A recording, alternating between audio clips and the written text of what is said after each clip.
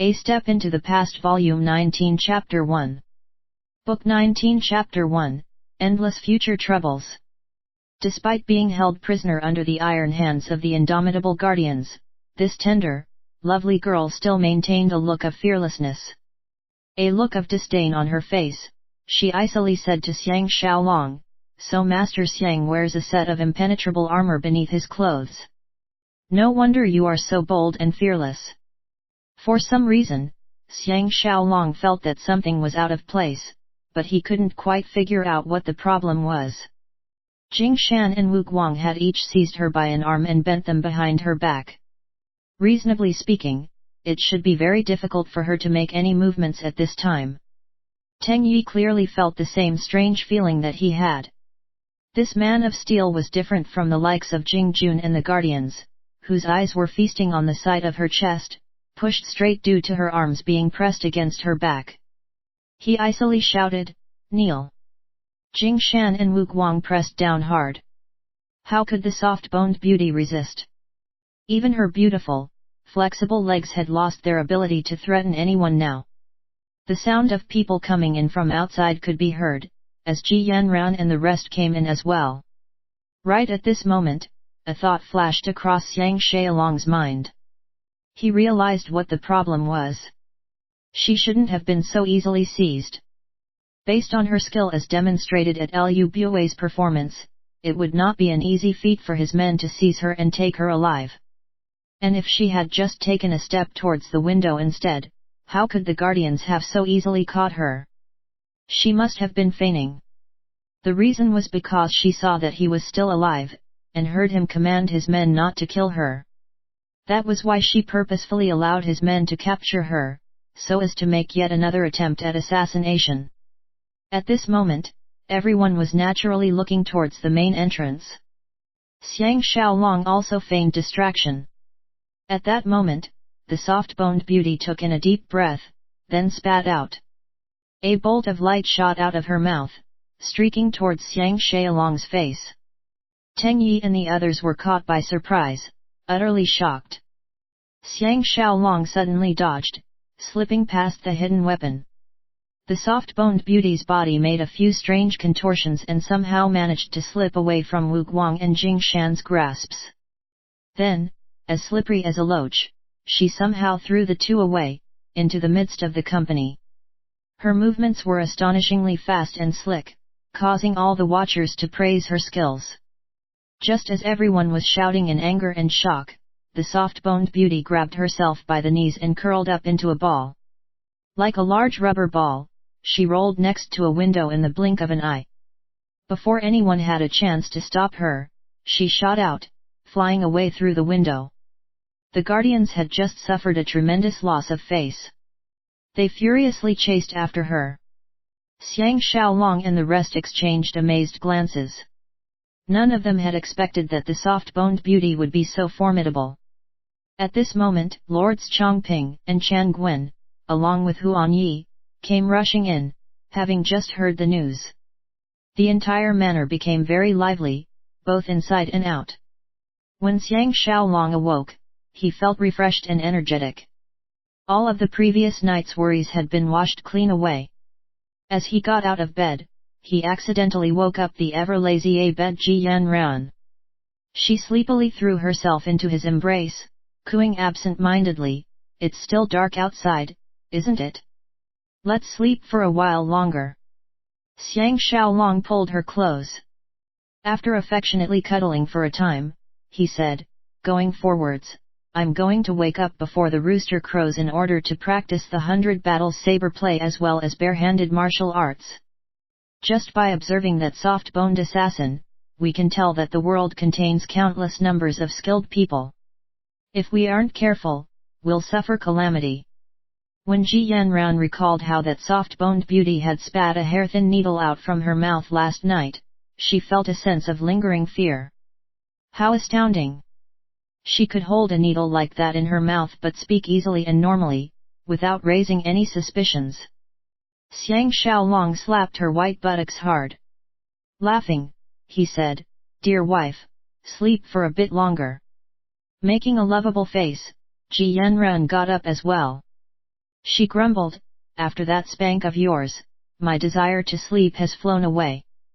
Xiang Xiaolong's gaze naturally and unconsciously fell upon the half-open neckline of her sleepwear, which revealed the deep valley of her cleavage. He felt his pulse quicken, and just barely kept himself from pressing this alluring woman down against the bed. He secretly steadied himself and forced himself away. He couldn't help but suddenly recall the warning which Li Mu had given him. If he wasn't careful, he would allow the natural lust between man and woman to entangle him, causing himself not to live up to this famous Zhao general's hopes. Ji Yanran jumped down from the bed as well. Smiling joyfully, her face like a flower, she said, "Allow me to service great General Xiang by bathing him and dressing him, all right." By the time the first rays of dawn began to peek over the horizon, Xiang Xiaolong had already rushed to the imperial palace. Xiao Pan was in the middle of eating breakfast. When he saw him arrive, Xiao Pan hurriedly told him to join. Upon hearing Xiang Xiaolong explain what had happened last night, he flew into a royal rage. "Lu Bue, that treacherous dog! In the future, we shall make sure that he doesn't even have a burial plot. He knows that you, master, are our most beloved subject, and yet he still dares to act so rashly and presumptuously." Xiang Xiaolong laughed. "Crown Prince, it isn't as though you are discovering for the first time what type of person he is. Getting angry is a waste of time. It was fortunate that Meng Tian reported this to us this time. But that female assassin really is a first-rate expert." Xiao Pan was stunned for a long moment, before suddenly laughing in spite of himself. "If anyone else had said those words, we would only be even more furious. But since you were the one to say the words, master, I only feel a warm feeling in my heart. I feel very comfortable." "Ha! Those words of mine really were pointless. But I really don't understand why you handed those people over to Guanzongzi, master." Xiang Xiaolong naturally didn't tell them that it was because he knew that they wouldn't be able to overthrow Lu Bue in the next few years, making any attempt at doing so meaningless. Instead, he calmly said, "For an event of this magnitude to happen within the city, someone must take responsibility. Weren't we trying to come up with a suitable position for Meng Wu and Meng Tian?" Xiao Pan's royal countenance trembled. Joy shooting from his eyes, he cried out in approval. "Master, that really is a formidable plan. Especially seeing as how last night, Guanzongzi was forced to submit to your sword, that is, your saber. His prestige has taken a huge tumble. This is what is known as, what's the proper way to describe this?" Xiang Xiaolong knew that he was feeling extremely excited and so found it difficult to convey his thoughts. He completed Xiao Pan's phrase. "When he's ill, go for the kill." Xiao Pan slapped the table. "Just so. When he's ill, go for the kill. If even the city defense force falls into my hands, even if Lu Bue and Lao Ai sprout 3 heads and 6 arms apiece, they won't be able to move against me." At this moment, a servant came with the news that the ministers had been assembled for the morning court. Exchanging grins, the two went off to attend morning court. The great hall was filled with a solemn, stately air. With all of the amazing events which had occurred last night, everyone present had heard at least some of the stories. Everyone felt that this affair would be difficult to wrap up. After Xiang Xiaolong was promoted to the rank of Great General, his position became much higher than it had been previously. He ranked only behind Wang He, Wang Ci, Meng Ao, and Du Bai, and so calmly seated himself besides them. Aside from the 5 of them, the only other 2 great generals were Wang Jian and Ngu. Of the 3 people placed at the highest position, Xiao Pan's expression looked the most vigorous. Zhu Ji and Lu Bue, seated by his side and a little lower, both looked extremely tired. Clearly, they hadn't slept well last night.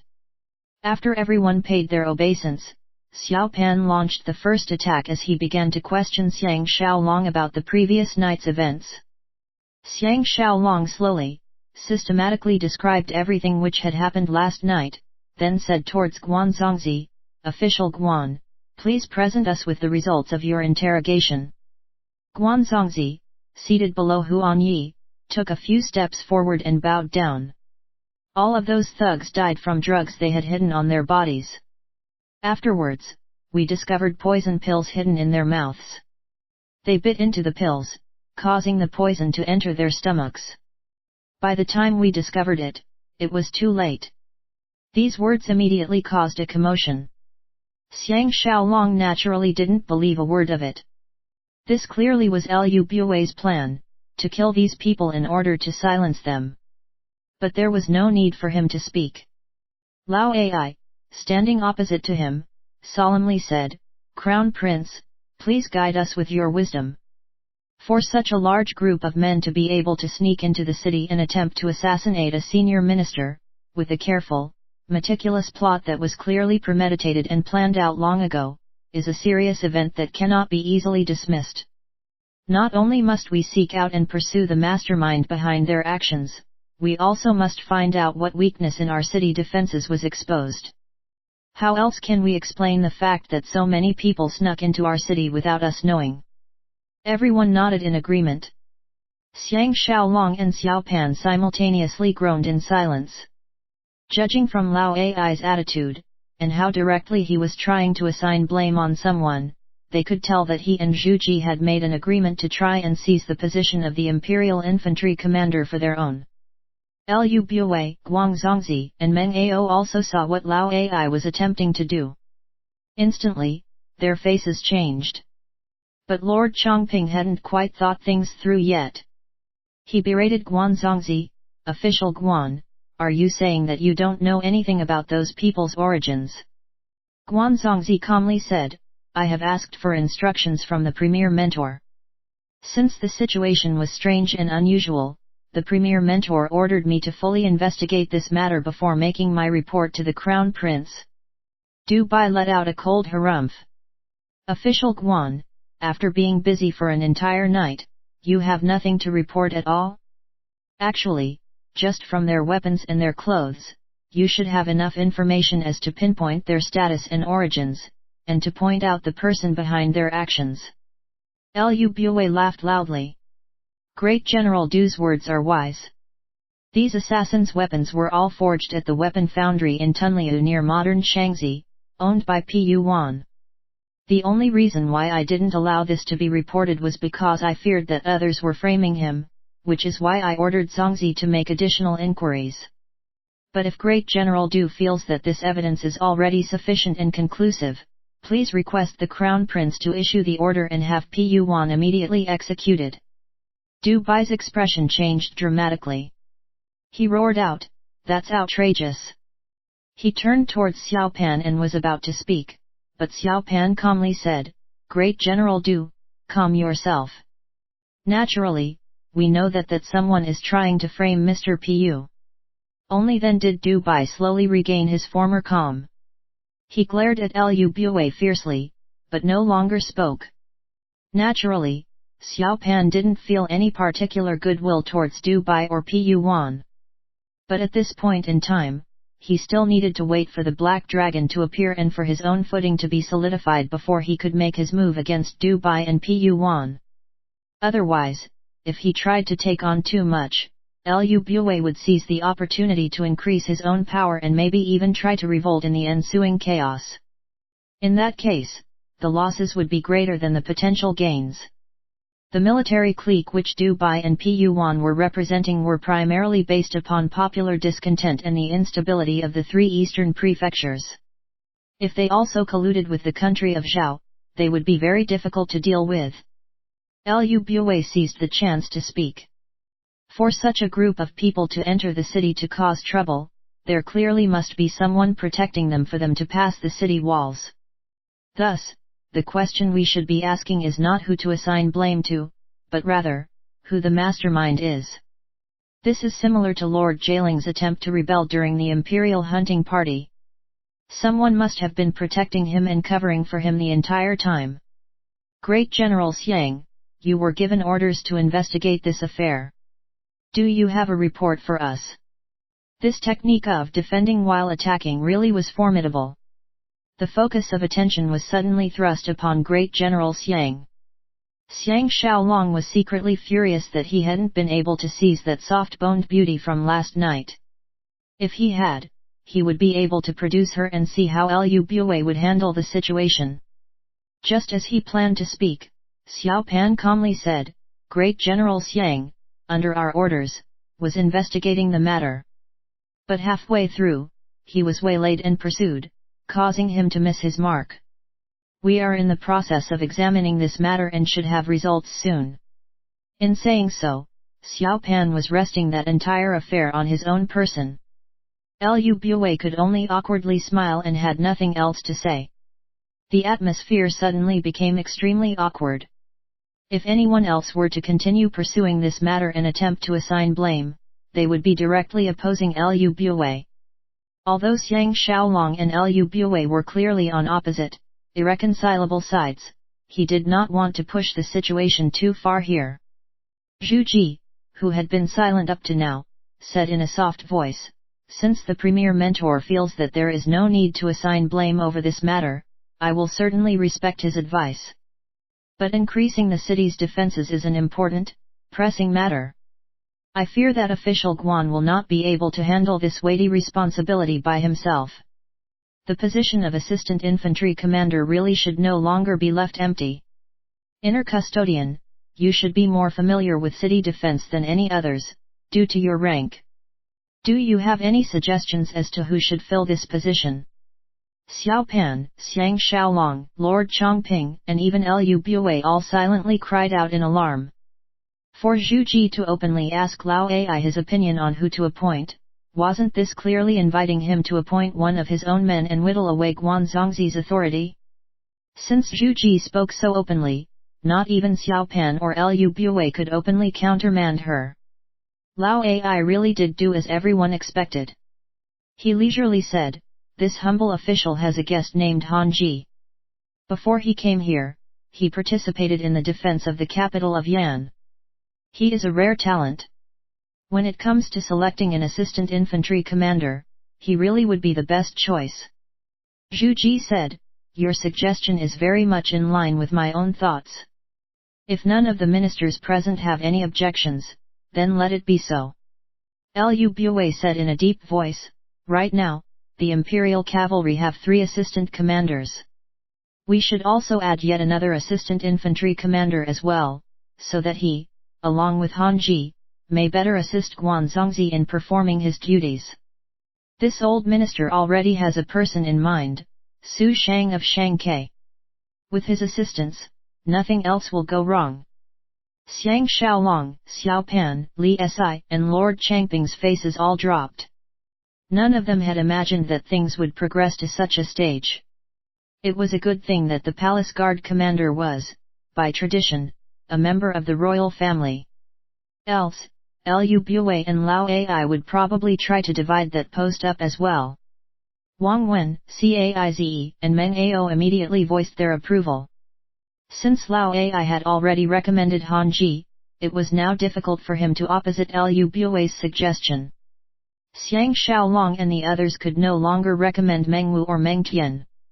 If they did so, they would arouse Lu Bue's suspicions and make the suggestion pointless. In the end, the result was that Su Shang was chosen. Xiang Xiaolong sighed in dismay, but the rice was already cooked, and there was no going back. Not only were they unable to budge Guan Zongzi, Lao Ai's authority actually increased. This was what was known as failing to steal the chicken, and losing the rice as well. With the positions of assistant infantry commander, under Lu Bue and Lao Ai's auspices, Su Shang and Han Ji both were in a position to secure powerful, prominent military positions. By that time, they would have endless future troubles. After the morning court was concluded, Xiang Xiaolong felt greatly dispirited. As he hurriedly left the palace, he passed by Qin Qing's residence. His heart suddenly moved, he went to go seek her. This peerless beauty was in her garden, embroidering a flower. Winter had just ended and spring had just arrived. The wind and the sun were both beautiful, and the day was warm. Qingqing was hard at work, beneath the auspices of a lively, flourishing tree. Her plain, simple dress only accentuated her own jade-like visage, possessing an allure all her own. Qingqing saw that Xiang Xiaolong made the time to come visit her, despite being so busy, and felt a sense of unexpected joy. Laying down the embroidery, she slipped her hand into his and took him on a tour of the garden. Xiang Xiaolong, feeling her smooth hand, sighed, "The purpose of my trip here today is to thank Grand Tutor Qin for saving my life." Qingqing smiled. "You're always like this. You'd rather die than not startle others. When did I ever save your life?" Xiang Xiaolong related to her the story of how her protective vest had deflected the assassin's knife. As Qingqing listened, all the blood drained from her flower-like face. How could there be such a deadly female assassin in the world? Even an expert such as Jing Shan found himself helpless against her. "Oh Xiaolong! I really am going to die from worry." Xiang Xiaolong laughed. "No need to fret. Although it is true that the assassin was highly skilled, the primary reason she was able to escape is that most men are lecherous and are usually not on their guard against a skinny lass. That's what gave her the chance to escape. If it had been a male assassin, Jing Shan and the others would have given her several good punches right from the start and caused her face to swell up like a pig, and then would have also paralyzed her entire body. How would she have had the chance to make another attempt at assassination?" Qingqing was deeply amused by his words. Laughing so hard that she made the flowers tremble, she gently rested her arm against his shoulder. Only after a long time did she manage to gasp out, "With you by my side, I'm always laughing without end." "Humph! You terrible man, you've stolen my wits from me." This was the first time that Xiang Xiaolong had heard Qingqing speak so candidly and expose her innermost thoughts. His heart growing warm, he pulled her into his embrace. Overjoyed, he said, "Grand Tutor Qin, please don't forget what you have promised me." Qingqing raised her flower-like face towards him, a look of desire upon it. "What I promised you?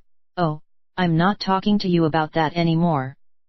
Quickly let me go, it would be terrible if someone saw us together like this." Xiang Xiaolong's mood improved as he saw that look of lust mixed with reluctance on her face. Laughing, he said, "Grand Tutor Qin, it seems as though you finally remember that you promised me that I can do whatever I wish to you after my battle with Ole Guan. Ha! The weather is stupendous today. Why don't we?" Qingqing was terribly embarrassed. With a forceful push, she escaped from his clutches. Stamping her foot, she yelled, "Don't say anything else, or I'll call for my bodyguards and have you expelled." Xiang Xiaolong roared with laughter, filled with unspeakable merriment. Opening his arms widely, he said, "My little darling, quickly come back to my arms."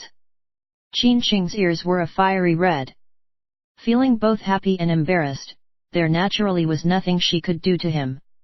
After rolling her eyes at him, she said in a soft voice, "Would it be acceptable for me to accompany you after the spring sacrifices?" "Hey! Weren't you supposed to go with little June to Liu Gong's residence to propose marriage? Why are you dawdling here instead?" Only now did Xiang Xiaolong remember that Jing Jun was impatiently waiting for him at their offices. All he could do was pull her into his arms one more time and give her a thorough groping before he left. When he returned to his office, he found Jing Jun there fidgeting impatiently. Lord Chongping and Huan Qi had arrived as well. Xiang Xiaolong wanted to sit down and drink a cup of tea first, but Jing Jun grabbed him immediately. And so their entire group headed towards Liu Gong's residence. There were many people on the street. It was both bustling and peaceful. By this point in time, Xiang Xiaolong was a person who was often spoken about by the common man in the streets. The people of Qin have always worshipped heroes. Knowing that last night, he had utterly triumphed over Guanzongzi, everyone was filled with the utmost admiration and pointed towards him as he passed by. When he courteously smiled at a group of young ladies who were chasing after him and staring at him, they were so mesmerized that they almost fainted. Although Lord Changping's rank was that of the left premier, his public notoriety was far lower than that of Xiang Xiaolong's. Tremendously envious, he said, Xiaolong, your battle last night has shaken the entirety of Xianyang. I'm basking in your victory as well. After I went home last night, Ying Ying couldn't stop praising you. I'm terrified that she might change her mind again and come chasing after you once more, refusing to marry Duan He. Xiang Xiaolong felt very gratified, feeling as though he had finally managed to do a big favor for this close friend of his. He casually asked about something else. When is little Yi going to return to the palace? Huan Yi respectfully replied, the crown prince bade me return only after the spring sacrifices are over. Alas! Right now, my special army's troops are not fully equipped and armored yet. There are many things that I wish to do but do not have the strength to. After this morning's court was held, Lu Bue hunted me down to have a talk. He wanted me to accept Meng Wu and Meng Qian into my army as assistant commanders. But how could I possibly agree? A look of shock appeared on Xiang Xiaolong's face, as well as everyone else's. Lord Chongping laughed softly, what are you afraid of? Go ahead and satisfy him. Astonished, Huan Yi stared at Lord Chongping. Xiang Xiaolong said in a quiet voice, the left premier's words are correct. Little Wu and Little Tian are both on our side. Overjoyed, Huan Yi said, then my rapid response army is saved. Teng Yi laughed from behind them. Go quickly and agree to the offer. Just as Huan Yi was about to leave the group, Lord Chongping pulled him over. He instructed, Little Yi, if you can pretend that you are throwing in with Lu Bue's side and joining him, the crown prince will be even more appreciative. Huan Yi was not a person who was good at deception. A look of discomfort appeared on his face. Xiang Xiaolong said, Little Yi only needs to act in accordance with his usual attitude and behavior. If you try too hard, you'll actually raise Lu Bue's suspicions instead. Understood. Nodding, Huan Yi accepted the advice and joyfully departed.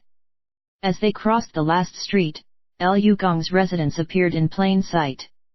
Jing Jun began to feel nervous and hesitant and hid himself in the back of the group. The group roaring with laughter, Xiang Xiaolong took the front and led them into the residence. To be able to create a blissful, happy future for one's brother truly was one of the greatest delights in one's life.